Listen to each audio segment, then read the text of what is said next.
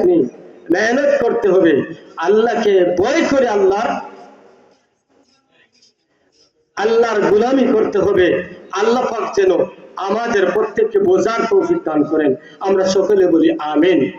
আল্লাহর ভয় ছাড়া, আল্লাহর গোলামি ছাড়া কোন অবস্থায় আখিরাতে শান্তি পাওয়া সম্ভব হবে না। এজন্য আমরা তো দুনিয়ার জমিনে গাফলতি করে জীবনটা শেষ করে দিচ্ছি।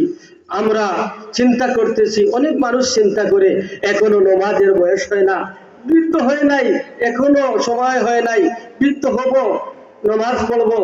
এই যে সময় যে আসবে নামাজ পড়বে, আর এই সময়টা যে আপনার হবে, এই সময়টা কি আপনার জানা আছে? অনেক মানুষ বলে, অনেক মানুষ এই কথা চিন্তা করে যে আল্লাহ পাক ওয়াদা করেছেন তওবা করলে মুমিনকে আল্লাহ পাক মাফ করে দেন, তাহলে কিছু গুনাহ করে নেই, তওবা করবো আল্লাহ পাক মাফ করে দিবেন। আরে ভাই, তওবা করবেন এই সময়টা যে আপনি পাবেন, এটা কি আপনি জানেন? আল্লাহ তো ওয়াদা করেছেন ঠিকই, তওবা করলে আল্লাহ পাক মাফ করে দিবেন। এই সময়টা কি আপনার পাবেন? এই সময়টা কি আপনার আছে কি আপনি জানেন? এজন্য সব সময় মউতের জন্য প্রস্তুত থাকতে হবে।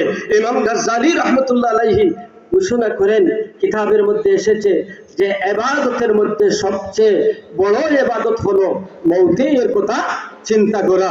আল্লাহ পাক যেন আমাদের বোঝার তৌফিক দান করেন, আমরা যেন মউতের কথা চিন্তা করে আল্লাহর ভয় নিয়ে, রাসূলের মহব্বত নিয়ে আল্লাহর গোলামি করতে পারি। আমরা সকলে বলি আমিন। ওয়া আখিরু দাওয়ানা আলহামদুলিল্লাহি রাব্বিল আলামিন। সাল্লাল্লাহু আলা সাইয়্যিদিনা মাওলানা মুহাম্মদ ওয়া আলা আলিহি ওয়া আসহাবিহি ওয়া সাল্লাম। সাল্লাল্লাহু আলা সাইয়্যিদিনা মাওলানা মুহাম্মদ ওয়া আলা আলিহি ওয়া আসহাবিহি ওয়া সাল্লাম। আস্তাগফিরুল্লাহ ইন্নাল্লাহা গফুরুর রহিম। আস্তাগফিরুল্লাহ ইন্নাল্লাহা গফুরুর রহিম। আস্তাগফিরুল্লাহ রাব্বি মিন কুল্লি যামবিন ওয়া আতুবু ইলাইহি। লা হাওলা ওয়া লা কুওয়াতা ইল্লা বিল্লাহিল আলিয়্যিল আযীম। লা ইলাহা ইল্লাল্লাহু মুহাম্মাদুর রাসূলুল্লাহ সাল্লাল্লাহু আলাইহি ওয়াসাল্লাম। আমিন আল্লাহুম্মা আমিন। আলহামদুলিল্লাহি রাব্বিল আলামিন ওয়াল আকিবাতু লিল মুত্তাকিন। আসসালাতু ওয়াসসালামু আলা রাসূলিহি ওয়া হাবিবিহি মুহাম্মাদ ওয়া আলিহি ওয়া আসহাবিহি আজমাইন। রব্বুল আলামিন ইয়া আরহামার রাহিমিন ইয়া আকরামুল হাকিমিন। আল্লাহ, এই মজলিসের পক্ষ থেকে অগণিত দরুদ আর সালাম তোমার হাবিবের রওজা মুবারক পৌঁছিয়ে দাও। রব্বুল আলামিন, মাবুদ, জানি না কোন সময় আমাদের নামে মউতের ডাক এসে যাবে। আল্লাহ তাআলা, মউতের জন্য কোনো কাজ করতে পারি না। আল্লাহ তাআলা, মউতের আগে মউতের সামান তৈরি করার ইয়া আল্লাহ তৌফিক আমাদেরকে দান করে দাও। আল্লাহ তাআলা, জানি না এই জমাতের মধ্যে কার মা নেই, কার বাবা নেই। আল্লাহ তাআলা, আমাদের জনম দুঃখী মাই বাবাদেরকে মাফ করে দাও। আমাদের মাই বাবার কবরকে জান্নাতুল ফেরদাউস বানিয়ে দাও। আল্লাহ তাআলা, আমাদের দাদা দাদি নানা নানি আমাদের উপরে হক রেখে রেখে যত মানুষ কবর বাসিন্দা হয়ে গেছেন প্রত্যেককে মাফ করে দাও।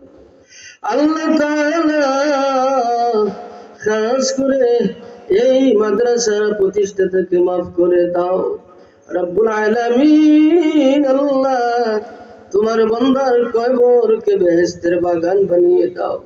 আল্লাহ তাআলা, এই এলাকার সমস্ত কবর বাসিন্দাদেরকে মাফ করে দাও। আল্লাহ তাআলা,